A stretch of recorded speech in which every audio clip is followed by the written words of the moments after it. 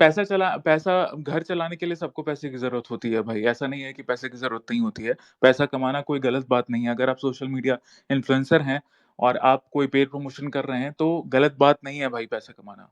लेकिन अपनी पब्लिक को चूतिया बना के कि अरे धर्म के लिए बेचारा काम कर रहा है, वो मूवी बनाया है, मूवी जाके देखो, धर्म के लिए देखो, ये गलत बात है भाई। चूतिया इस चीज़ को चूतिया बनाना गलत बात है। अब विवेक अग्निहोत्री के ऐसे-ऐसे ट्वीट्स वायरल हुए जिसमें जो प्रो एंटी हिंदू ट्वीट्स थे, pro anti Hindu, secular tweets नहीं। ईद मुबारक अगर वो कर रहा है तो उसमें कोई गलत गलत बात नहीं है भाई। कोई भी बंदा सेक्युलर हो सकता है। बीफ खाना, हिंदू धर्म को गाली देना, हिंदू गॉड्स को गाली देना। एक है अभिजीत अय्यर मित्रा, जो अभी राइट विंग का बाप बना हुआ है। मतलब आईटी सेल का one of the most prominent handle है। बहुत सारे क्रिएटर्स के साथ मैं तो खुल के बात करता हूँ, इसलिए मैं अलग-थलग रहता हूँ, क्योंकि मुझे दोगलों से बहुत नफ़रत है भाई। अभिजीत अय्यर मित्रा बीफ खाता था, गौ माता को काटने वाला, खाने वाला इंसान कभी भी pro right wing, pro Hindu नहीं हो सकता है, ठीक है? तो बहुत सारे हैं भाई हिपोक्रेट भरे पड़े, जो सिर्फ दलाली करते हैं हिंदुत्व के नाम पे, हिंदू धर्म के नाम पे, ठीक है? अब दोनों तरफ चूतिए हैं, उधर भी हैं भाई। अब एक आरओएफएल गांधी पेज है, वो भी इस्लाम को गरियाता था, वो भी मुल्लों को गरियाता था। पैसे उसको मिलने लगे, तो फिर प्रो इस्लामिस्ट बन गया, एंटी हिंदू बन गया, या एंटी राइट बन। देखो भाई, तुम एंटी मोदी बनो, एंटी बीजेपी बनो, कोई फ़र्क नहीं पड़ता है भाई। तुम्हारा मर्ज़ी है, मोदी हमारा बाप नहीं है, बीजेपी हमारा बाप नहीं है। मैं बार-बार क्या ही बोलूँ? रैंडम से नहीं, ऐसा एक प्रोमिनेंट राइट विंग पेज था या है, जो जब बंगाल में हिंदुओं को मारा गया था, तो हमने ही स्पाइनलेस बीजेपी ट्रेंड कराया था। और नेशनल टेलीविज़न पे पूछा गया, अमन चोपड़ा के द्वारा पूछा गया था बीजेपी नेता से कि ये आपके लोग हैं जो स्पाइनलेस बीजेपी ट्रेंड कर रहे हैं। तो मेरे मेरे ईमानदारी पे सवाल उठाना, तो भाई अगर आप उठा रहे हो तो आप बेवकूफ़ हो। मैंने तो अपनी ईमानदारी का सबूत सामने दे दिया आपको। अगर मुझे फंडिंग मिल रही होती, मुझे पैसा मिल रहा होता, तो मैं बीजेपी के अगेंस्ट ट्विटर ट्रेंड नहीं करता। वो पार्टियाँ जो लेफ्ट और राइट विंग की पार्टियाँ, सारी पार्टियाँ ट्विटर ट्रेंड में, आपको नहीं लगता होगा कि ट्विटर ट्रेंड से कुछ नहीं होता है। ट्विटर ट्रेंड में लाखों करोड़ रुपए डाले जाते हैं, ताकि ट्विटर ट्रेंड हो और उनका चर्चा किया जाए। अब विवेक अग्निहोत्री भाई, अब एक चीज़ पे आते हैं, मैं नहीं बोलना चाह रहा था पिछले बहुत दिनों से, पिछले साल से। एक हो गई हमारी कंगना रनौत, कट्टर हिंदू शेरनी। पिछले साल कट्टर हिंदू शेरनी बनी थी। उसके बाद मैं गलत शब्द यूज़ करूँगा, जिसमें मुझे कोई कोताही नहीं है। मुनव्वर के साथ चोंच में चोंच मिला के और जितवाई लॉकअप शो उनका, ठीक है? उनमें उसमें उसको शर्म नहीं आई। मुनव्वर क्यों एंटी हिंदू है? मुनव्वर ने हिंदू गॉड्स को गाली दी थी। मुनव्वर ने मरे हुए कार सेवकों का मज़ाक उड़ाया था। उसका कट्टर हिंदू शेरनी स्टेज देके उस भड़वे को जिताई।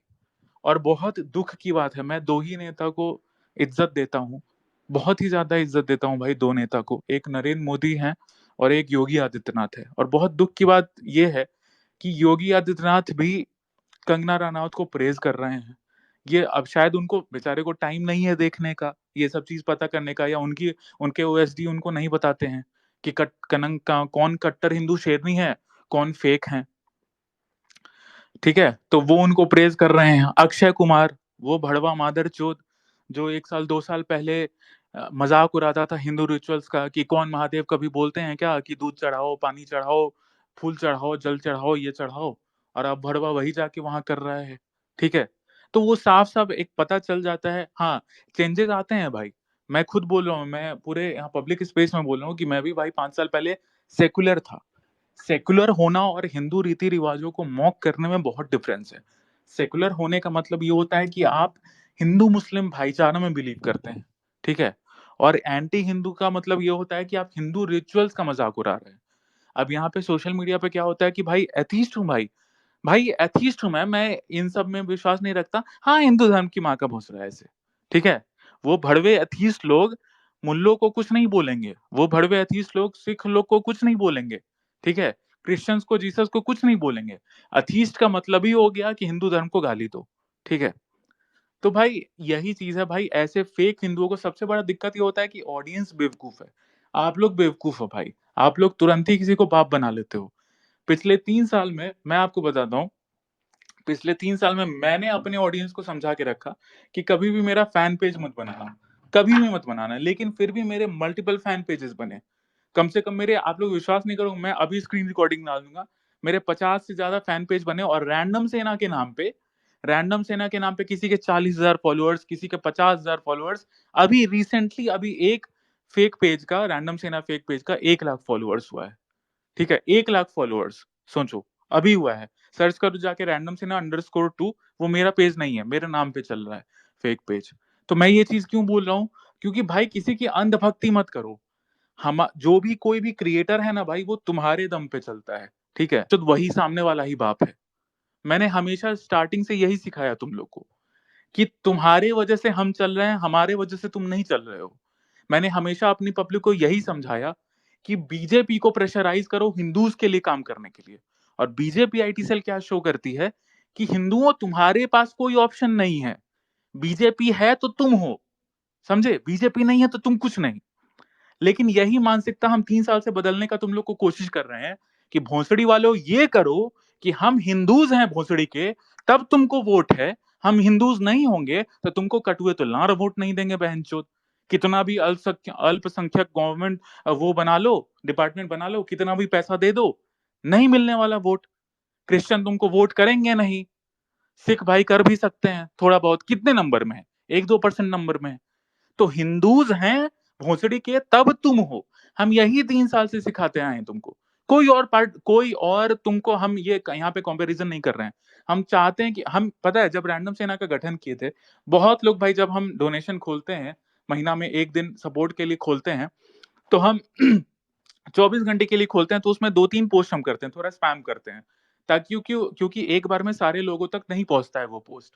तो हम ये बोलते हैं कि भाई आप सपोर्ट कीजिए और मैं पेड प्रमोशन नहीं करता हूँ। तो बहुत लोग मुझे आते हैं, बोलते हैं कि भाई तुम पेड प्रमोशन करो, ठीक है? पेड प्रमोशन करने का मतलब ही है कि आप कहीं न कहीं कॉम्प्रोमाइज़ कर रहे हैं, किसी अपने ऑडियंस के साथ। सिंपल सा लॉजिक समझो। पेड प्रमोशन करने का मतलब ही यही हो गया कि आप अपने ऑडियंस के साथ कॉम्प्रोमाइज़ कर रहे हैं। हेलो भाइयों, ये भाई हैं, ये बहुत अच्छा गेम से पहले, क्रिकेट से पहले प्रेडिक्शन दे देते हैं, जीत जा, तो भाई तुम ही 5,000 करोड़ लगा के भैंचोद 20,000 करोड़ जीत जाओ। समझ रहे हो? तो भाई अगर रैंडम सेना को कोई, जो पब्लिक है 1.2 हिंदू बेस है, 1.2 मिलियन हिंदू बेस है, वो अगर ट्रस्ट कर रही है, अगर वो, और उसके दम पे मेरा घर चल रहा है, और मैं ही उनको चूतिया बनाऊँ, तो भाई क्या फ़ायदा? ऊपर तो कर्मा तो होता है ना भाई, ऊपर वाला तो देखेगा। अब अदानी के भी पेड ट्वीट्स होते हैं, बहुत तरह के पेड ट्वीट्स होते हैं जो आपको नहीं समझ में आता है। एक यूट्यूब चैनल है, बोलता है एक दिन ट्रेंड कर दिया, बोल रहा है कि पूरा नैरेटिव एंटी इंडिया इकोसिस्टम का। भाई अदानी मतलब एंटी इंडिया नहीं होता है। एंटी अदानी मतलब एंटी इंडिया नहीं हो गया। तो यही सब चीज़ है भाई।